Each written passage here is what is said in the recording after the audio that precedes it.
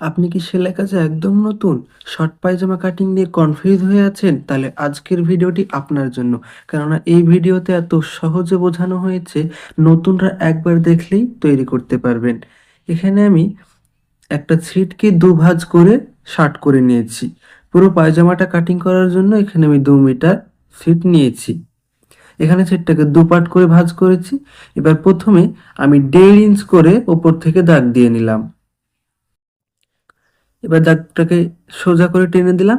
এবার এই ১.৫ ইঞ্চের নিচ থেকে আমাকে পায়জামার ঝুলের মাপ নিতে হবে। এই ১.৫ ইঞ্চটা নিয়েছি আমি, এটা ইলাস্টিক লাগানোর জন্য।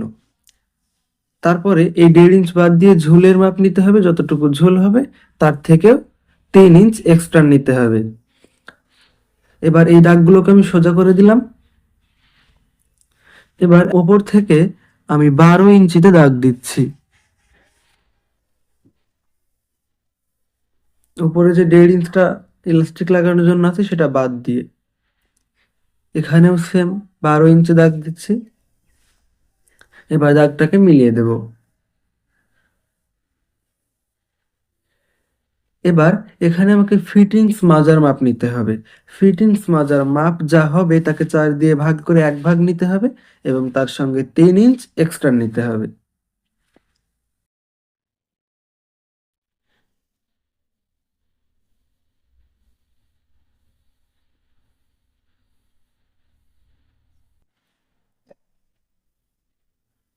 এখানেও সেম তাই নিতে হবে।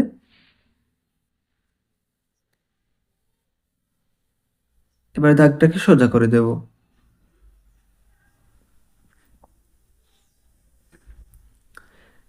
এবার এখানে এই দাগ থেকে ২ ইঞ্চ নিয়ে এখানে আমাকে শেপ দিয়ে নিতে হবে হাইয়ের। এবার আমার যে নিজের সাইড থেকে হাই পর্যন্ত কতটুকু হচ্ছে এটাকে ২ দিয়ে ভাগ করে নেব। এভাবে ফিতাটাকে ভাঁজ করলেও হয়ে যাবে। এবার এখানে মিডিলে একটা আমি দাগ দিলাম। সেম এখানেও মিডিলে দাগ দিতে হবে। এবার এখানে পায়ের মুহুরির মাপ নিতে হবে।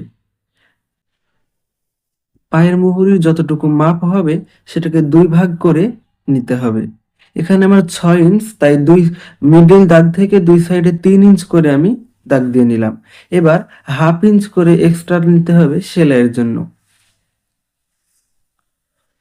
এবার এই শেপ স্কেল দিয়ে এই সাইডগুলো শেপ দিয়ে নিতে হবে, হাই থেকে একদম পায়ের মুহুরি পর্যন্ত।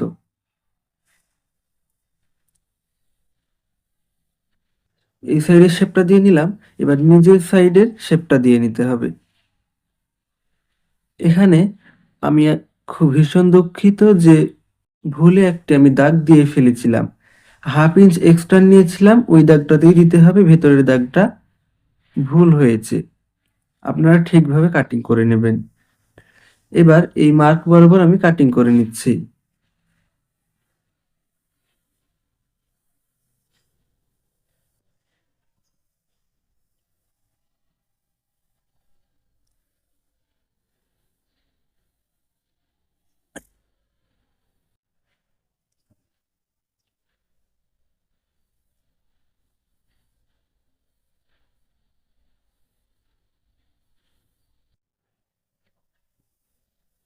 এই পার্টটি আমার কাটিং করা হয়ে গেছে। এবার এই পার্টটিকে আমি সরিয়ে রাখবো।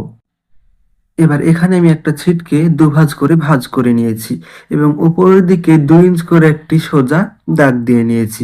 এবার ওই দাগের নিচ থেকে আমাকে আগেকার যে পার্টটা কাটিং করলাম ওটাকে ভালোভাবে বসিয়ে নিতে হবে। বসিয়ে নেওয়ার পরে এই যে বসিয়ে নিলাম আমি ঠিকভাবে।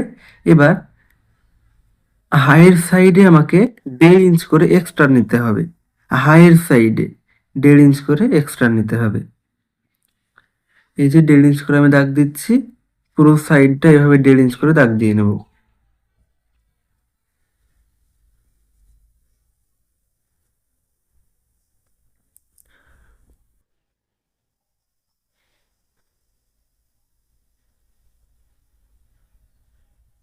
এখানে আমি হাইয়ের শেপটা দিয়ে নিলাম এভাবে।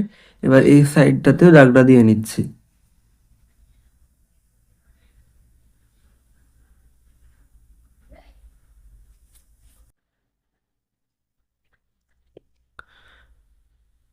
হয়ে গেল। এবার এই যে উপরের 2 ইঞ্চ এক্সট্রা নিয়েছিলাম এটাকে এইভাবে বাঁকা করে দাগ দিয়ে নিলাম। এবার এটাকে কাটিং করে নেব মার্ক বরাবর। এই সাইডে কিন্তু আমি একটুও বাড়তি রাখিনি, ওই সাইডে আমি 1.5 ইঞ্চি বাড়তি রেখেছি।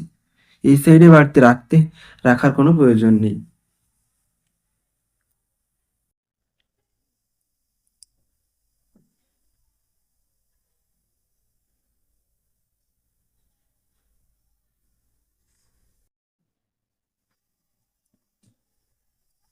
এটাও আমার কাটিং করা হয়ে গেল। এবার এটাকে আমি সেলাই করে দেখাবো। এবার এখানে আমি একটা পার্ট নিয়েছি, এই পার্টটাকে উল্টো করে রেখে এইভাবে 1/2 ইঞ্চ করে মুড়ে সেলাই দিয়ে নিলাম। এভাবেই 4টে পার্ট সেলাই করে নিতে হবে। এবার এটাকে এভাবে সোজার উপর এইভাবে রেখে এই সাইডটা সেলাই দিয়ে নিতে হবে। এখানে আমি সেলাই দিয়ে নিয়েছি। এবার এভাবেই যে পার্টগুলো আমি সেলাই করে রেখেছি তার উপরে এটা হচ্ছে আমার সামনেকার পার্ট, এই সামনেকার পার্টের উপরে একটি পেছনের পার্ট বসিয়ে এই যে চওড়াটা 2 ইঞ্চ 2.5 ইঞ্চ মতো আছে এটাকে বাদ দিয়ে উপরটুকু সেলাই করে নিতে হবে। এবার এই চওড়াটার উপর দিয়ে একটা করে সেলাই বসিয়ে নেব। সেলাই বসিয়ে নিয়েছি। সেম একইভাবে আরেকটি পার্ট আমি সেলাই করে তার উপরে বসিয়ে দিলাম। দুটো পার্টের সোজাসুজি ভেতরের দিকে রেখে এবার হাইগুলো আমি সেলাই দিয়ে নেব। দুটো হাই সেলাই দিয়ে নেব। সেলাই দেওয়া হয়ে গেছে। এবার পায়ের ভেতরের সাইডটা আমাকে এভাবে সেলাই দিয়ে নিতে হবে। এটাও সেলাই দেওয়া হয়ে গেল। এবার ইলাস্টিক নিয়েছি আমি কোমরে লাগানোর জন্য। এটাকে এভাবে মুড়ে সেলাই দিয়ে নিতে হবে পুরো রাউন্ডটা। সেলাই দিয়ে নিয়েছি। খেয়াল রাখতে হবে এই সেলাইটা দেওয়ার সময় যেন ইলাস্টিকের উপরে সেলাই না পড়ে যায় এবং পরবর্তী চাইলে ইলাস্টিকে আরেকটা করে মিডিল দিয়ে সেলাই বসাতে পারেন। আজকে এই পর্যন্তই, দেখা হচ্ছে আর পরের ভিডিওতে। ভিডিওটা কেমন লেগেছে অবশ্যই কমেন্টে জানাবেন। আর ভিডিওটি ভালো লাগলে ভিডিওতে একটা লাইক করে দেবেন।